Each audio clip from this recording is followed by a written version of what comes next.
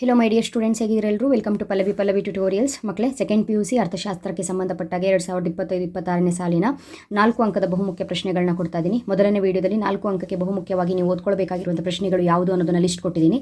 ಅದಾದ ನಂತರ ಒಂದೊಂದೇ ಪ್ರಶ್ನೆಗೆ ಉತ್ತರವನ್ನು ಕೊಡ್ತಾ ಇದ್ದೀನಿ.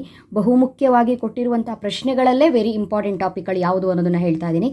ಇವಾಗ ಆಲ್ರೆಡಿ ಸೂಕ್ಷ್ಮ ಅರ್ಥಶಾಸ್ತ್ರ, ಸಮಗ್ರ ಅರ್ಥಶಾಸ್ತ್ರ ನಡುವಿನ ವ್ಯತ್ಯಾಸ ಹೇಳಿದ್ದೀನಿ. ಬಂಡವಾಳ ಖಾತೆಯ ಪಟವನ್ನು ಚಿತ್ರಿಸಿ ಹೇಳಿಕೊಟ್ಟಿದ್ದೀನಿ. ಚಾಲ್ತಿ ಖಾತೆಯ ಪಟ ಹೇಳಿದ್ದೀನಿ. ಇವಾಗ ಮುಂದಿನ ಪ್ರಶ್ನೆ, 4ನೇ ಪ್ರಶ್ನೆ, 4 ಅಂಕದ 4ನೇ ಪ್ರಶ್ನೆಯನ್ನು ಹೇಳ್ತಾ ಇದ್ದೀನಿ. ವೆರಿ ಇಂಪಾರ್ಟೆಂಟ್ ಟಾಪಿಕ್ ಇದು. ಅಭಿವೃದ್ಧಿ ಹೊಂದಿದ ಮತ್ತು ಅಭಿವೃದ್ಧಿಶೀಲ ದೇಶಗಳೆರಡರಲ್ಲಿ ಸರ್ಕಾರದ ಅಂತ ಹೇಳಿದರೆ ರಾಜ್ಯ ಮತ್ತು ಕುಟುಂಬ ವಲಯಗಳ ಪಾತ್ರವನ್ನು ಚರ್ಚಿಸಿ ಅಂತ ಕೇಳಿದ್ದಾರೆ. Very important topic. ನಾನು ನಿಮಗೆ ಮುಂಚೆನೇ ಹೇಳಿದ್ದೆ, ನಾನು 4 ಅಂಕದ ಏನು ಲಿಸ್ಟನ್ನು ಕೊಟ್ಟಿದ್ದೀನಿ ಆ ಲಿಸ್ಟ್ ಇಂಪಾರ್ಟೆಂಟು, ಬಟ್ ಅದರಲ್ಲೂ ಬಹುಮುಖ್ಯವಾಗಿ ವೆರಿ ಇಂಪಾರ್ಟೆಂಟ್ ಯಾವುದು ಅದನ್ನು ಫಸ್ಟು ಅಪ್ಲೋಡ್ ಮಾಡ್ತಾ ಹೋಗ್ತೀನಿ, ವೀಡಿಯೋಸ್ಗಳನ್ನ ಕಳಿಸ್ತಾ ಹೋಗ್ತೀನಿ ಅಂತ ಹೇಳಿದ್ದೆ. ಇವಾಗ ಆಲ್ರೆಡಿ ಹಾಕಿರುವಂತಹ 3 ವಿಡಿಯೋ ನಿಮ್ಮ ಪರೀಕ್ಷಾ ದೃಷ್ಟಿಯಿಂದ ವೆರಿ ಇಂಪಾರ್ಟೆಂಟು. ಇದು 4ನೇ ವಿಡಿಯೋ. ಸೊ ಇವಾಗ ಈ ವಿಡಿಯೋನ ನೋಡ್ತಾ ಇರುವಂಥ ಮಕ್ಕಳಿಗೆ ಗೊತ್ತಿರಲ್ಲ, 4 ಅಂಕದ ಪ್ರಶ್ನೆಗಳ ಲಿಸ್ಟನ್ನು ಕೊಟ್ಟು ಒಂದು ಪ್ರಶ್ನೆ ಒಂದು ಉತ್ತರ, ಒಂದು ಪ್ರಶ್ನೆಗೆ ಒಂದು ಉತ್ತರ ಹಾಕ್ತಾ ಇದ್ದೀನಿ ನಾನು. ಸೊ ಕಂಟಿನ್ಯೂಸ್ ಆಗಿ ವೀಡಿಯೋಸ್ನ ವಾಚ್ ಮಾಡಿ ಈ ಒಂದು ಪ್ರಶ್ನೆಯನ್ನು ಕರೆಕ್ಟಾಗಿ ನೋಡ್ಕೊಳ್ಬೇಕು. ಇದು ವೆರಿ ಇಂಪಾರ್ಟೆಂಟ್ ಟಾಪಿಕ್, ಓಕೆ ಅಲ್ವಾ? ಸೊ ಇದಕ್ಕೆ ಆನ್ಸರ್ ಹೇಗೆ ಬರೀಬೇಕು ಅನ್ನೋದನ್ನು ಹೇಳ್ತೀನಿ. ನೆಕ್ಸ್ಟ್ ವಿಡಿಯೋದಲ್ಲಿ ಇನ್ನೊಂದು ಬಹುಮುಖ್ಯ ಪ್ರಶ್ನೆ, ಅದಕ್ಕೆ ಉತ್ತರ. ಇದಕ್ಕೆ ಉತ್ತರವನ್ನು ಬರೆಯುವಾಗ ಪ್ರಶ್ನೆಯನ್ನು ಕರೆಕ್ಟಾಗಿ ಅರ್ಥ ಮಾಡ್ಕೊಳ್ಳಿ. ಅಭಿವೃದ್ಧಿ ಹೊಂದಿದ ಮತ್ತು ಅಭಿವೃದ್ಧಿಶೀಲ ದೇಶಗಳು ಎರಡರಲ್ಲಿ ಸರ್ಕಾರ ಮತ್ತು ಕುಟುಂಬ ವಲಯಗಳ ಪಾತ್ರ ಏನು ಅನ್ನೋದನ್ನು ಚರ್ಚೆ ಮಾಡಿ ಅಂತ ಹೇಳಿದ್ದಾರೆ. ಸೊ ಇದಿಷ್ಟು ಪಾಯಿಂಟ್ಸ್ಗಳು ವೆರಿ ಇಂಪಾರ್ಟೆಂಟು. ಸಂಕ್ಷಿಪ್ತ ವಿವರಣೆ ಅಗತ್ಯ ಇದಕ್ಕೆ. ಇದು ಸ್ಕೀಮ್ ಆಫ್ ವ್ಯಾಲ್ಯೂಯೇಷನ್ ಇದೇ ರೀತಿ ಬರಿಬೇಕಾಗತ್ತೆ. ಬಟ್ ನೋಡಿ, ನಿಮಗೆ ಎಷ್ಟು ಪಾಯಿಂಟ್ಸ್ ಸಿಕ್ಕಿದೆ. ಇದಿಷ್ಟು ಪಾಯಿಂಟ್ಗಳನ್ನ ಕಲೆಕ್ಟ್ ಮಾಡಿಕೊಂಡು ನೀಟಾಗಿ ಒಂದು ಕಡೆ ಬರ್ಕೊಂಡು ಇದಿಷ್ಟಕ್ಕೆ ರೆಡಿಯಾಗಿ 4 ಅಂಕದ ಪ್ರಶ್ನೆ. ತುಂಬ ಡೀಟೇಲ್ ಆಗಿ ವಿವರಣೆಯನ್ನು ಕೊಡಬೇಕು ಅಂತಿಲ್ಲ, ಸಂಕ್ಷಿಪ್ತವಾಗಿ ಚಿಕ್ಕದಾಗಿ ವಿವರಣೆಯನ್ನು ಕೊಟ್ಟರೆ ಸಾಕು. ಸರ್ಕಾರದ ಪಾತ್ರ, 2 ಪಾತ್ರ ಹೇಳಿದ್ದಾರೆ ಅವರು. ಸರ್ಕಾರದ ಪಾತ್ರ ಅಥವಾ ರಾಜ್ಯ ಪಾತ್ರ, ಹೀಗೆ ಬರ್ಕೊಳ್ಳಿ. ಕಾನೂನುಗಳನ್ನು ರೂಪಿಸುವುದು ಮತ್ತು ಜಾರಿಗೆ ತರುವುದು 1 ಪಾಯಿಂಟು. ಅಭಿವೃದ್ಧಿ ಕಾರ್ಯಗಳು 2ನೇ ಪಾಯಿಂಟು.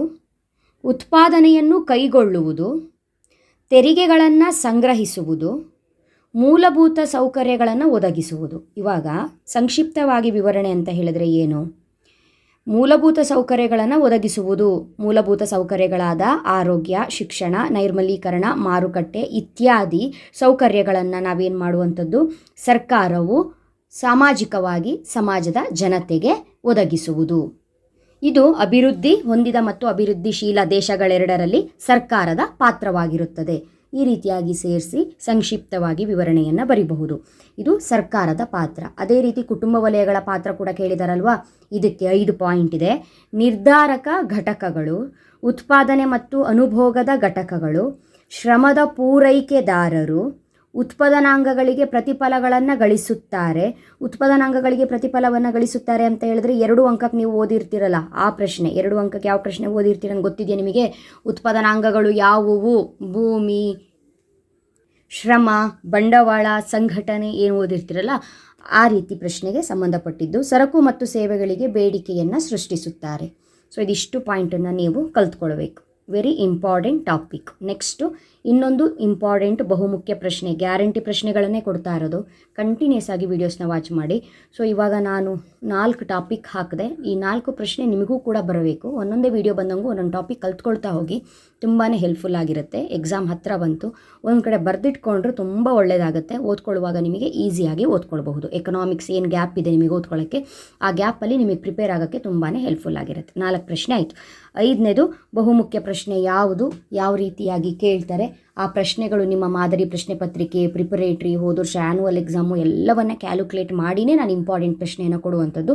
ಸೊ ಎಲ್ಲ ವರ್ಷದ ಪೇಪರ್ ಕೂಡ ನಾನು ಕವರ್ ಮಾಡ್ಕೊಳ್ತೀನಿ. ಹಾಗಾಗಿ ಕೊಡುವಂಥ ಪ್ರಶ್ನೆಗಳನ್ನು 100% ನಂಬಿ ನೀವು ಕರೆಕ್ಟಾಗಿ ಓದ್ಕೊಳ್ಬಹುದು. ಓಕೆ ಅಲ್ವಾ? ಮುಂದಿನ ವಿಡಿಯೋದಲ್ಲಿ ಮತ್ತೆ ಸಿಗ್ತೀನಿ. Thank you. All the best.